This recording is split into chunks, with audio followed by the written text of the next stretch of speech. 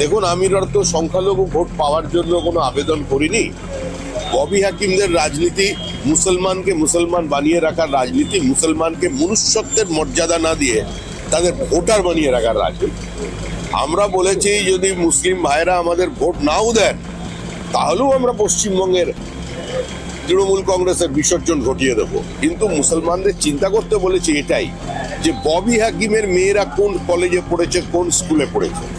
পশ্চিমবঙ্গে যারা এই মুসলিমদের সেন্টিমেন্ট নিয়ে, তাদের ব্লক ভোট নিয়ে রাজনীতি করেন, তারা একবার চিন্তা করুন যে তাদের বাড়িতে সন্তান সন্ততির সংখ্যা কত, আর নেতা যারা আছে ফিরহাদ হাকিম, সিদ্দিকুল্লাহ চৌধুরী কিংবা এখন জাভেদ খান, এদের সন্তান সন্ততির সংখ্যা কত, আর কোথায় পড়াশোনা করেছে, কে তাদের ছেলে মেয়েদের মাদ্রাসায় পাঠিয়েছে। একজন মুসলমান নেতার নাম বলুন সারা ভারতবর্ষ যার ছেলে মেয়ে খারিজি মাদ্রাসায় পড়েছে।